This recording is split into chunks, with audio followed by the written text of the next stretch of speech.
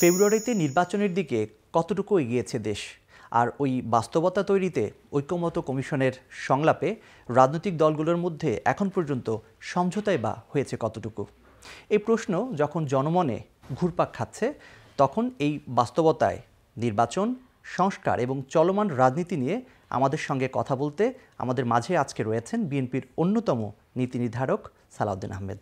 আপনাকে স্বাগত স্টার নিউজে। ধন্যবাদ।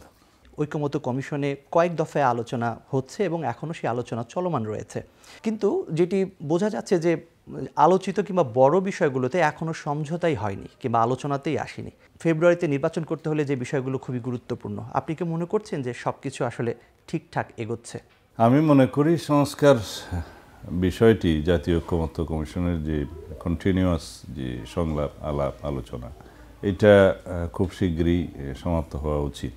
কারণ যে প্রক্রিয়ায় যেভাবে আলাপ আলোচনা হচ্ছে তাতে তারা দীর্ঘ সময় নিচ্ছে। এই বিষয়গুলো আমরা যারা আলোচনা করছি, অংশগ্রহণ করছি, তাদের মধ্যে আমাদের একটা অনুধাবন হয়েছে বড় বিষয়গুলো চিহ্নিত করে খুব দ্রুত আলোচনার মধ্য দিয়ে এটা জাতীয় ঐক্যমত্য প্রতিষ্ঠা করা উচিত।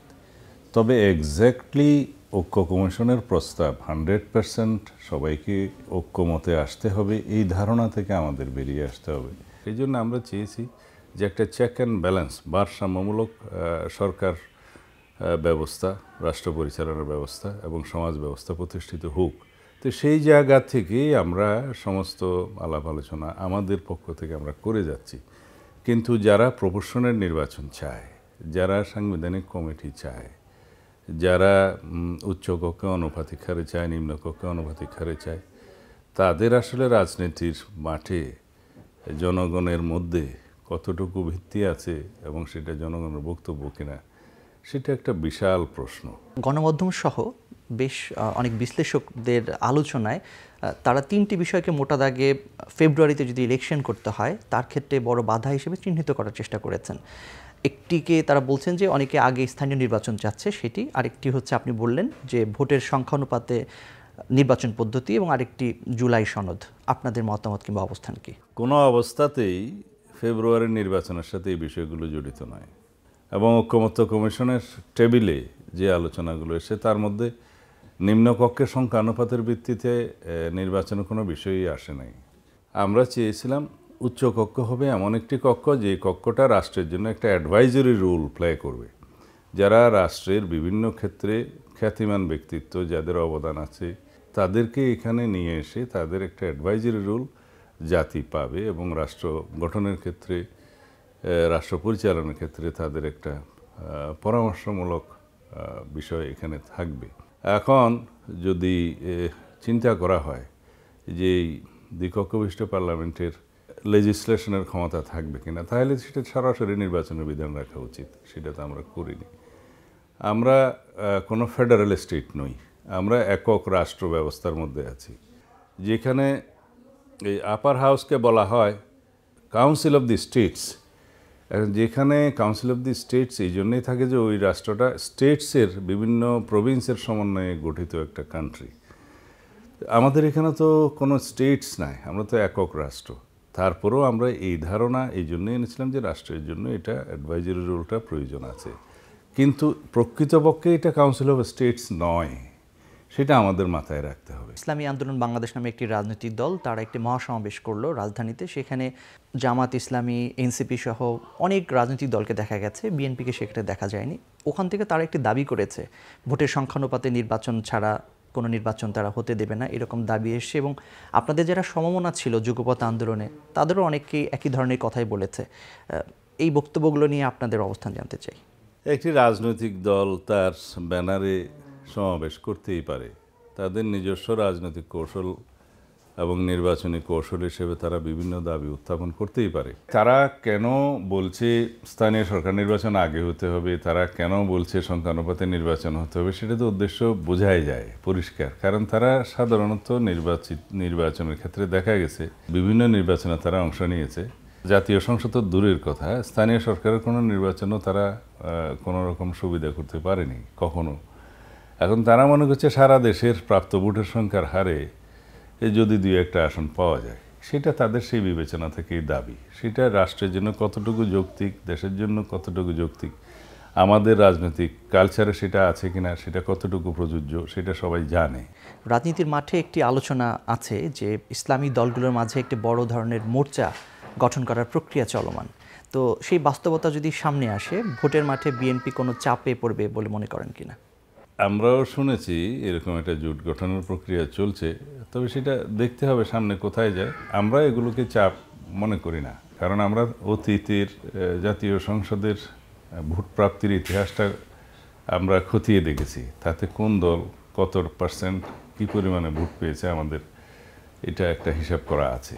সেটা 1991 সন থেকে আমরা দেখেছি এই পর্যন্ত, ওই ভুয়া নির্বাচনগুলো বাদ দিলে। তাতে করে তাদের ভোট প্রাপ্তির অবস্থানটা খুব একটা সুখকর নয়। এগুলা আমরা চাপ মনে করি না। বাংলাদেশের মানুষ উন্মুক্ত নির্বাচনের মধ্য দিয়ে সুষ্ঠু নিরপেক্ষ নির্বাচন হলে যাদেরকেই পছন্দ করবে তারা রাষ্ট্র ক্ষমতায় যাবে, সরকার পরিচালনা করবে, এটাতে আমরা বিশ্বাস করি। নির্বাচন কমিশন পুনর্গঠনের আলোচনাটি আবার এত আলোচিত বা বড় পরিসরে আলোচনা আসছে কেন বলে মনে করেন? আপনারা কি ওই নির্বাচন কমিশন পুনর্গঠনের সঙ্গে একমত? অনেক প্রশংসিত হয়েছে এই নির্বাচন কমিশন গঠন প্রক্রিয়াটা। কোনোদিন কোনো আপত্তি আসেনি তাদের কর্মকাণ্ডে, বিকজ তারা তো এখনো কোনো নির্বাচন ফেসই করেনি। কিন্তু যেদিন ঢাকা দক্ষিণ সিটি কর্পোরেশনের বিষয়ে একটা রায়, আদালতের রায় আসলো এবং তারপরে আইন মন্ত্রণালয়ে মতামতের জন্য ইলেকশন কমিশন পাঠালো, ওখান থেকে মতামত আসে নাই নির্ধারিত সময়ের মধ্যে, তারপরে নির্বাচন কমিশন গেজেট নোটিফিকেশন করতে বাধ্য হয়েছে আদালতের রায় অনুসারে। এই সিদ্ধান্তের পরে কেউ কেউ এই রায় তাদের বিপক্ষে গিয়েছে, সেজন্য মনে করে নির্বাচন কমিশনের দিকে আঙ্গুলি উঠাচ্ছে। এটা সঠিক নয়। আমরা মনে করি এই নির্বাচন কমিশন যথেষ্ট এফিশিয়েন্ট এবং যথেষ্ট নিরপেক্ষ, এবং সবার মতামতের ভিত্তিতে এই নির্বাচন কমিশন গঠিত হয়েছে নিরপেক্ষ সরকারের অধীনে। তো এইটা নিয়ে কোনো প্রশ্ন তোলাটা আমরা মনে করি সঠিক হবে না। প্রধান উপদেষ্টার সঙ্গে প্রধান নির্বাচন কমিশনারের একটি সাক্ষাৎ হয়েছে, অনেক আলোচনাও হয়েছে নিশ্চয়ই। আপনারা কি কোনো ধারণা করতে পেরেছেন তাদের মধ্যে কি আলোচনা হয়েছে? আমরা বলেছি এই কি আলাপ হয়েছে সেটা জাতির সামনে স্পষ্টীকরণ করা উচিত উভয় পক্ষ থেকে, কমসে কম প্রধান উপদেষ্টার পক্ষ থেকে। যদি উভয় পক্ষ থেকে না হয়, নির্বাচন কমিশনের কাছে জিজ্ঞেস করতে পারেন আপনারা গিয়ে যে কী আলাপ হয়েছে। ওনারা হয়তো একটা প্রতিক্রিয়া দিয়েছেন শুনেছি, প্রধান উপদেষ্টার প্রেস সচিব, যেটা সৌজন্য সাক্ষাৎ। তো সৌজন্য সাক্ষাতের আড়ালে তো নির্বাচনের কথাই বলার কথা। নির্বাচনের প্রস্তুতি বা নির্বাচন সম্পর্কে প্রস্তুতি নেওয়ার জন্য নির্দিষ্ট সময়ের মধ্যে সেটা হয়তো পরামর্শ দিয়ে থাকতে পারেন। অতি অবশ্যই তফসিল ঘোষণার এখতিয়ার নির্বাচন কমিশনের, কিন্তু সেটা বেসড অন দিস মেসেজ যে প্রধান উপদেষ্টা কী বললেন, কারণ এটা তো কোনো স্বাভাবিক প্রক্রিয়ার মধ্যে আমরা নাই। তো সুতরাং সরকারের পক্ষ থেকেই সেই মেয়াদে নির্দিষ্ট একটা সময়সীমার কথা বলতে হবে নির্বাচন কমিশনকে। জুলাই আন্দোলনের মধ্য দিয়ে যে রাজনৈতিক দলের উৎপত্তি হয়েছে, তারা আবেদন করেছে নিবন্ধনের জন্য নির্বাচন কমিশনে, এবং তারা বলছে যে তারা দেশব্যাপী সফর শুরু করতে যাচ্ছে, এবং তাদের বক্তব্যে বেশ আত্মবিশ্বাসীভাবে তারা বলছে তারা জয়ের ব্যাপারে তাদের বক্তব্য বেশ আত্মবিশ্বাসী মনেও হচ্ছে। আপনারা কি ভোটের মাঠে তাদেরকে কোনো শক্ত প্রতিপক্ষ মনে করছেন কিনা? আমরা তাদের সফলতা কামনা করি। আমরা চাই নতুন প্রজন্মের রাজনৈতিক ধারণা জনগণের সামনে প্রকাশিত হোক। জনগণ যদি সেটা গ্রহণ করে তাহলে তারা রাজনৈতিক মাঠে ভালো করতেই পারে। আমরা তাদের সফলতা কামনা করি, এটা আমাদের প্রত্যাশা প্রথম থেকেই ছিল। তাদের রাজনৈতিক অভিজ্ঞতা অর্জনের জন্য আমাদের পরামর্শ ছিল। ফেব্রুয়ারিতে ভোটের ব্যাপারে জামাত ইসলামের অবস্থান নিয়ে আপনাদের মূল্যায়ন জানতে চাই। জামাত ইসলামের অবস্থান তো পরিষ্কার। জামাত ইসলামের পরামর্শই তো ছিল যে রোজার আগে নির্বাচন হতে পারে, সেটা তাদের স্টেটমেন্টে আছে। কিন্তু তারা তো স্থানীয় সরকারকে আগে নির্বাচন দেওয়ার পক্ষে শক্ত অবস্থানও নিয়েছেন। আর স্থানীয় সরকার নির্বাচন তারা রাজনৈতিক কৌশল হিসেবে চাইতেই পারে। সেটা স্থানীয় সরকার নির্বাচন করার কোনো যৌক্তিকতা আছে কিনা সেটা আমরা আগেও বলেছি, এখনও বলছি যে প্রতিটি স্তরে স্থানীয় সরকার নির্বাচন করার জন্য কমপক্ষে 6 মাস সময় লাগে। আমাদের এখানে ইউনিয়ন পরিষদ, উপজেলা পরিষদ, সিটি কর্পোরেশন, পৌরসভা, অনেকগুলো স্তর আছে স্থানীয় সরকার নির্বাচনের। তো সেটা দাবি করা মানেই হয়তো তাদের মধ্যে এমন একটা ধারণা কাজ করছে যে নির্বাচন যতটা বিলম্বিত হয় সেই ধারণা কাজ করতেও পারে। এবারের এই জুলাই চ্যালেঞ্জটা কি? ভবিষ্যৎ রাজনীতির ক্ষেত্রে এবারের জুলাই নিঃসন্দেহে গুরুত্ব বহন করে বলে আপনি মনে করেন কিনা, কিংবা আপনার চোখে ভবিষ্যতের রাজনীতির মূল্যায়ন জানতে চাই। বিজয় এবং সুখের মাস হিসাবে তো এইটাকে আমরা ধরে রাখব জাতীয় একটা ফেসিবাদ বিরোধী জাতীয় ঐক্যের প্ল্যাটফর্ম হিসাবে। এই প্ল্যাটফর্মটা আমাদেরকে কন্টিনিউ করতে হবে। আমাদেরকে এটার উপরে দাঁড়িয়ে আমাদেরকে নতুনভাবে গণতান্ত্রিক একটা শক্তিশালী গণতান্ত্রিক সমাজ ব্যবস্থা, রাষ্ট্র ব্যবস্থা গড়ে তুলতে হবে। এবং এই প্ল্যাটফর্ম হবে আমাদের জন্য জাতীয় জীবনের সবচেয়ে বড় প্ল্যাটফর্ম, ঐক্যের জায়গা। এটাকে আমরা শক্তিতে পরিণত করব এবং আমাদের উদ্দেশ্য হবে এটা শক্তিশালী গণতান্ত্রিক সাম্যভিত্তিক বৈষম্যহীন একটা রাষ্ট্র বিনির্মাণ করা, গণতান্ত্রিক সমাজ বিনির্মাণ করা। এই জন্যেই আমরা সেই স্লোগানটা দিয়েছি, সবার আগে বাংলাদেশ। আপনাকে অসংখ্য ধন্যবাদ আমাদেরকে সময় দেওয়ার জন্য। আপনাদেরকে ধন্যবাদ। দর্শক, আজকের মতো বিদায় নিচ্ছি। স্টার নিউজের সাথেই থাকুন।